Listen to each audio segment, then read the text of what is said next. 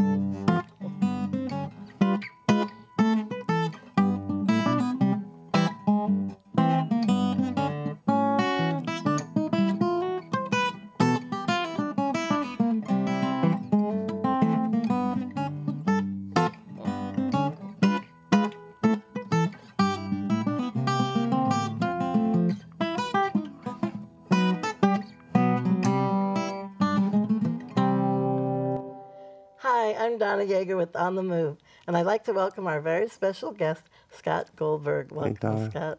Thanks. And I know that you have had a lot of ups and downs in your life, and you've been able to keep on the move even after the accident, and you're just amazing, and I'm just so happy that you're able to, oh my gosh, just beautiful, beautiful music.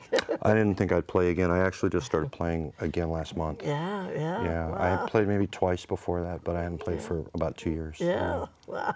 So, Yeah, feels good. But you have been enjoying music and going out to, enjoy.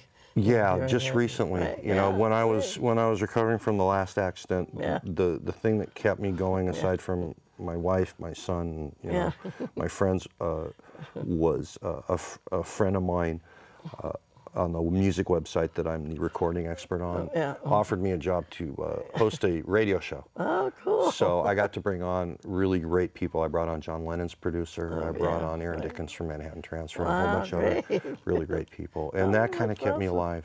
Yeah, definitely. Well, and then Curly. I think Curly kept you alive. You know, it's funny you bring him up because you started noticing me when Curly started coming out. That was a symbolic release of me, actually. Really? Yeah, it was, I had told my son, we had kept Curly in his cage for the last 12 years because Jonathan was born, and we didn't want any ruckus going on. Oh, because, you know, he's hand-fed, but, and you know, hand-raised, but he's still obnoxious. You know, you have a parrot, so you know. And I finally, you know, I wanted my son to enjoy him the way I did. You know, I raised him from a baby, and he's 30 years old in June. Wow. And I brought him out. He had not had his toes clipped. He had not had his beak clipped in 10 years. And I hate doing it because he gets traumatized, but it's good for him as a captive bred animal to have it. And we went to the store, and I said, I'm going to do it. And I called my friend who was a keeper at the zoo, and he told me, you know, yeah, go ahead and do it. So I went to the store, and we got the clippers. Jonathan couldn't watch. He had to turn away because he heard the bird, you know, being upset and stuff. But once he got it done, then I brought him out. But it was like a symbolic thing. Because letting him out of his cage was almost kind of like me saying, I'm going to get out. You know, you're getting better, you're healing, and wow. Yeah, and I mean, but really, it's wonderful how you've actually had your parrot. He is a yellow nape, right? Yeah. Yellow nape Amazon parrot. He's beautiful. I had an Amazon many years ago too, so I know how talented they are. Well, you have the other one, the African gray. Now I have an African gray. And those are the two smartest birds around on the planet. I've seen documentaries where they've trained them to differentiate color and identify things and talk. I mean, they're really quite incredible. They're very smart. So, and how did you actually go about training him? Because you know that's a lot of work. I did my internship at the San Diego Zoo. I had a management degree coming, but I did not want to go work in city government. It was public management, and I did that for reasons that I still don't know why I did it, other than to please somebody else. And so I thought, well, what if I got an internship at the zoo? Oh, yeah. And so I got an internship at the San Diego Zoo. They gave me one, and I worked right next door to Joan Embry, the lady who brought all the... Right, right. Yeah, she brought tigers in Johnny once. Carson. Yeah, she brought baby tigers in once. It was incredible. And so I got to meet... Well, first I met the parrots. They would all come to me at the cage. They'd see me, and they started to walk down, and they'd stick their beaks up to the mesh, and I would scratch them. And so it started with that, and then I met the trainers. And my friend Mike, he was the head keeper at the Wild Animal Parks, and he had a nape. So we just had this big contingency, and they taught me how to train him. Wow. And so I would come home, I would play music, and you played music, so you go like 9 to 1. Right, right. And you take 45 minutes, and they do it different now. They do, they go straight through for an hour and a half. Right, right. But back then, you did a 15-minute break. Well, I was about 5 minutes from home, and he had to be fed every 4 hours. Right, right. So I would split. As soon as the song was over, I'd jump in my car, drive home, already had applesauce and baby food on the stove, crank it up, warm it up, and he was sick too, so I had to almost force feed him because he wouldn't eat. So I pried his beak open, squirt it down his crop, run back, finish my set. Wow. Yeah, and then do it again the next day. So. Yeah, oh boy. Well, it worked because the videos that I've seen, you just are so gentle with Curly. Well, yeah, look at me. He's not so gentle. I know. Well, they have their days, Well, definitely. And you know what I learned is that Amazon parrots, they're very fickle. Some of them don't like women. Some of them love women and don't like men. Mine just doesn't like you when he doesn't want to like you. And yeah. So he's usually really good though. And it was really cute. You had, I guess, your shower. He was like sitting on top of the shower, right? I taught him to sing.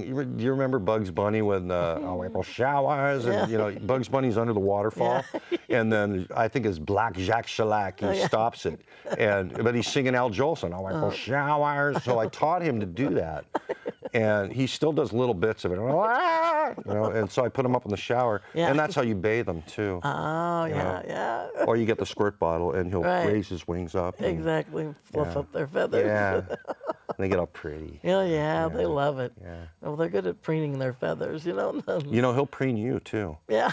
Yeah. He once, we had a girl in the studio that had hair down to here. Oh, wow. And I had my recording studio in my family room, and the bird would come down off his cage, and he'd walk across the room, climb up on her, and start preening her hair. Oh, my gosh. And I started getting worried because I thought if he bought her, we'd have a lawsuit. Oh. Or bid her, excuse me. And this happened 3 times, and finally, I locked him in the cage, and I told him, "Knock it off, you little." And I never said that word to him. Oh, yeah. Ever before. And I turned around to go out to lunch, and the bird said that word to me 3 times. Oh, that's not good. That's not good. 3 times. Uh-oh. I'm so careful. So far, the bird has not learned any bad words. We had him in college. And a bunch of musician roommates, Picked up a lot of stuff that he shouldn't have picked up. Oh, that's hard. Yeah, so not anymore though. Yeah. Well, that's great. So that's really how Curly got training, was you actually had a lot of experience at the zoo. Yeah, Wow. they teach you that, I actually had this harebrained idea of having 3 birds. Yeah, wow. And training them each independently, one named Larry, one named Curly, and one named Mo. And what Curly says. He goes, woo, yeah, woo, wise guy, huh? Right? So I'd have Curly, go, hey, cut it out, and Mo go, hey, Chowderhead, come here, and then put them all in a room together. The only problem with that plan is, one, it costs you $1 zillion to have those birds and just as much in time. Right. But that's how the trainers do it at the zoo. Yeah. And the other problem is that they'll start picking up other words. Right. So it was, in theory, it was a good plan. It's a good idea. Oh, well, that's okay. Well, and also you said that your family has been wonderful. Like you talked about Jonathan a moment ago, and so Jonathan, you help out Jonathan, right, with his sporting activities, Yeah. I try. So, yeah. I like to teach him tennis. That's the only thing. I played tennis in college, and I like to really. Yeah. So I'm hoping one day I can do that again. But he's doing track and field now, He's doing cross country and track and field. Okay. And great. he's a good runner. He's got the running legs, you know. So. Oh, that's terrific. Yeah. So, and he's participating both at school or after school? Or Yeah, yeah. He just had cross country, and now he's got to hit the books because he needs to keep his grades up, and, or else he won't have track. Hear that, Jonathan? No track. All right. So, yeah, he's got to. You know, that's going to come first, but he'll do it. He really, you know, he's a great kid. So he's a natural, right? Yeah. You know, he's just an average, really nice young man. Yeah. I'm really lucky. Cool. Yeah. That's great. Yeah. And also, you have a golden retriever. I have a golden retriever. Heineck. Yeah. Heineck. Mine's Popcorn. Popcorn. We brought her home, a little puppy, and I forget there's the three of us. And what do you want to name him, Jonathan? He's just a little boy. Yeah. I named my first dog Mr. Peabody, so I figure it's okay. Yeah. The problem is when we have movie night, get the popcorn and the dog's right in your face. Uh-oh. You know, so we gotta, He's living up to his name. Yeah, and you know how golden retrievers are. You know, I had a chow before her, and chows are like cats. They're like, yeah, when you're ready, I'll talk to you. You know, but a golden retriever, she puts her muzzle right on your knee. Right. Or if you're eating dinner, she's just, and you look down and there's this big muzzle and eyes looking at you, and Julie's getting ticked, you know, there's fur everywhere. And, but I'm not used to golden retrievers. See, she grew up on them. My wife grew up on them. Yeah. And they are, they're the smartest dogs when they want to be. Yeah. And when they don't want to be smart, they just are like, yeah, what do you want? Oh, you want me to sit? I don't think so. Where's the bone? You know. So I'm getting used to that, and it's taken me a little bit of acclimation. I thought I was good with all animals, but golden retrievers are a little bit of a handle like that. Well, they're smart. They will test you. That's for sure. Boy, oh boy, I had no idea. Yeah. Yeah. Oh my God. But the other thing that she does that the chow wouldn't do is. They love their toys. Oh, yeah. Does yours like that? Oh, definitely. Does yours like that? Mine gets these big fuzzy toys. For either she'll chew them to pieces or she'll just show up with the thing in her mouth and just stare at you. Like, and I'm like, yeah, well, what? You know, what do you want me to do? You're holding it. You got dog slobber all over it. What do you want me to do about it? And she'll just sit there and she'll give you that bloodhound eye look. And you, for some reason, the guilt, I don't know if it's Jewish guilt or it's dog guilt, but I just like... What do you want me to do? Right. So, like I said, it's been a growing period with the dog. Right, Yeah. And then I guess Curly has a encounter with the dog. Did you saw that one, right? I think that's how you met me. It was Joan Hare shared that with you. Right. Yeah, she's got, Julie calls it her memory foam. Popcorn, go sit on your memory foam. And the little princess prances off and she sits on it and she sits there and all regal, right? And so the bird, you see, the bird's been in his cage for 10 years. Oh, yeah. And so now that we're letting him out, what they do, and this is another reason why my wife didn't want him out. Right. One, because we were afraid of him attacking Jonathan if Jonathan made it too fast a move. But the other was that they start to expand their territory. So it's not just the cage. All of a sudden it becomes around the cage. All of a sudden it's in the living room. And so we had moved the dog's memory foam from the living room over by the bird cage. And the bird got off the cage and he starts walking towards her pen. Oh, wow. And I said, Curly, that's Popcorn's. And you saw it on the video. And I said, go get Popcorn. Oh, wow. And Popcorn was sitting on her memory foam and Curly immediately turned around and he walked over to Popcorn, and she didn't want nothing of it. And she got up and she walked right out the door. Oh, no. And he stood up there on the memory phone all proud and he started cackling and stuff. Yeah. Oh, no. So don't anybody out there think that these guys don't have, Right. you know, the intelligence is incredible. Right, yeah. But anyway, I'd love it if you could play a little bit more for us because I love Scott Joplin and I love Chet Atkins, so I'm just going to do a quick medley of a little of that, okay? Okay.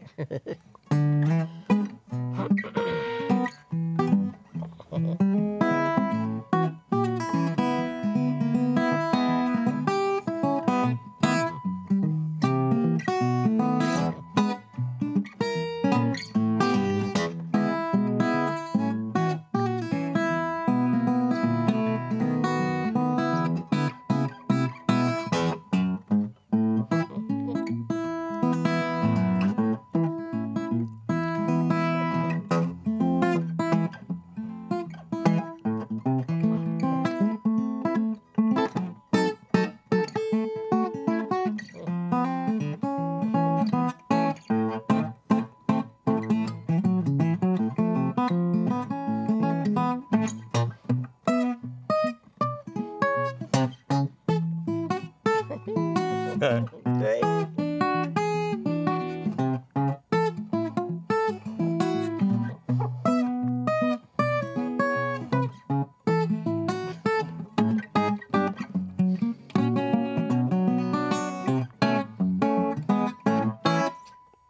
All right.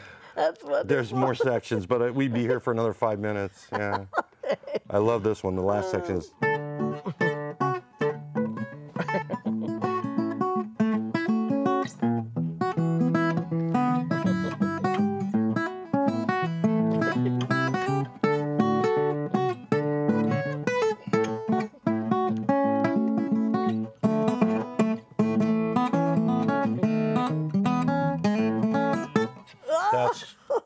That's brilliant stuff. Oh, that's beautiful. Yeah. Wow. And to do that on guitar is yeah. You have to have a broken back and sit for 2 years to learn how to play that way. I know, that's a lot of work. Wow. Yeah.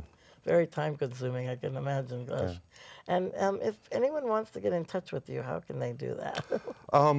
There's a couple places that you can find me. You know, everybody's using Facebook right now. Yeah. And so I've got 3 different sites, but they're all facebook.com/sgoldberg2 is my personal site. Okay. And well, the others they're kind of long, but Gold Recordings is there, and then www.numubu .com/Scott Goldberg, which is a great place to hear the music, to see videos I've done and animated stuff that we've put together. So wonderful. Yeah. Well, also, you know, we have something else in common, which is not really a great thing, but I had a back fusion when I was a little kid. Did you really? And then you had a back fusion recently, a couple of years ago. My 3rd one. Yeah, ow.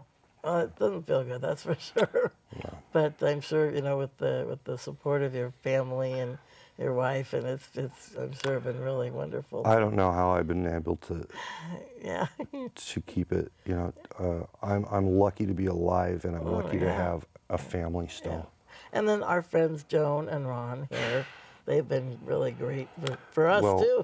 Yeah, well, Bill, you know, I bought Bill's house with the recording studio in it, but when I got hit and that guy ran the red light and broke my back the second time, I could not get out of bed, and he stopped everything that he was doing, came over and took me to the hospital. Yeah, wow. And you don't have friends like that. Yeah. And I have a lot of friends like that. Yeah. Well, and you know, I mean, you were in so much pain. That was a difficult time for you. So that's really wonderful that he realized how you really needed to get to a doctor. Yeah, that's great. That's terrific. And then you and I also, it's amazing how we have so many, you know, things that we've been involved with. I love children, and I've done a lot of tutoring, and I like to help kids if they need help with reading or, you know, it's kind of hard. The school systems are, you know, they have so many kids in the classroom that they really don't get that one-on-one very often, and so I like to do that after school. I like to help them out and just, you know, see how they read and see, you know, for an hour or two, you know, in the afternoon, and it really helps. They need it. I got a phone call today from somebody, and he's a person who's helping the kids that don't have parents. I forget the orphans. Oh, and you mean he's getting them medical and psychiatric help that they don't have insurance, and he's also helping the people in the Philippines right now. Wow! And he's doing it by asking people to contribute songs for a CD to sell it. So cool. I'm going to put a song on a CD for him. Oh, that's great. Yeah, I'm excited about that. That just happened today. Yeah. Well, can you tell us how people would contact you again? Yeah, I think, again, Facebook's probably a great place. You know, that seems like everybody, I think they have over 1 billion people. So it's facebook.com/sgoldberg2. Great. And then numubu.com/Scott Goldberg, one word. All right. Yeah. That's fantastic. Marvelous. Well, let's maybe do one more song and then. Sure.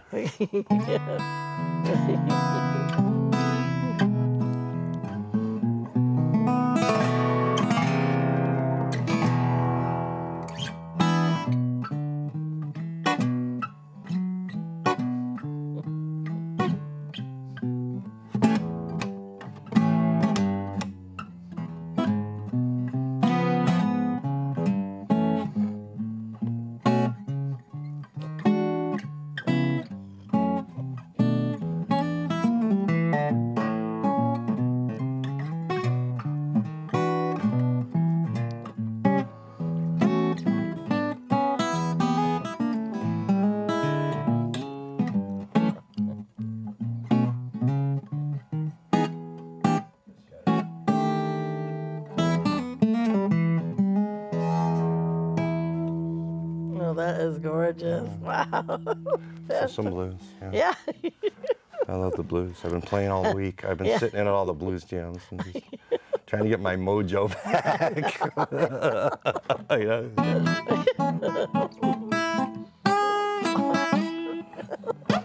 That's gorgeous. And what kind of a guitar is this?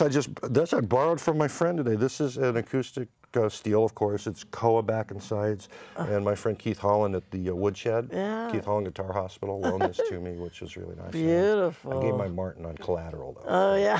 Keith, I promise I'm not going to break it. It's a beauty. Yeah, wow. This is like abalone, isn't it? Yeah, there's some abalone around the rosette. Oh, my gosh, and then gorgeous. I brought my other one, which isn't on here, but my friends made me a beautiful classical that I designed, Ooh, too. It's really? all Brazilian rosewood and Oh, Spanish wow. cedar. And that thing's really nice, but we Beautiful. don't have time for me to... Now, what do you call the little circles in the middle? The fret mark, they're just dots, I guess. Dot markers, I think they call them. But that's so that you know what area of the... Yeah, it's funny because on steel strings they do that. On classicals they don't. Pretty much they expect you to know where you're going. I guess they figure us boneheads on steel string, we don't, I don't know. Don't tell anybody about my classical. It has the dots on the top because I grew up on one of those. I asked the guys, I was so stupid. I go, hey, what should we put dots on the front? He goes, don't do that. You're gonna look like an idiot. So I didn't do it. But at least I've got them there. So if I want to go to the fifth position, I know to go to the second dot. Yeah. Okay. That's cool. That's beautiful. Yeah, I love the way this thing sounds too. It's just I've only been playing it today. Yeah. And it's totally different than my other guitar, but Well, some of the YouTube pieces that you have on Facebook, I noticed also that it's electric guitar, right? Mm-hmm. And what is that guitar that you play? Well, there's two that I'm playing right now. I have an old Gibson ES335, which is kind of a jazz blues guitar. That's my Strat. Oh, okay. That's made by the same guys who made my classical. They made me a couple guitars, and it's only 2.5-pound body. They made it for me because I got hurt. Yeah. And it's the lightest piece of swamp ash they ever could find in Warmouth history. They got the body from a company in Warmouth back then. It was like the only and largest dealer of bodies, and they put it together to my specs. Cool. And I love that guitar. I love the seafoam green and the mother toilet seat pickguard. Oh, wow, that's great. Fantastic. Yeah. Oh, that's wonderful. How neat. Well, can you play us one more? Because it's just so soothing. Sure. So let's try something a little prettier.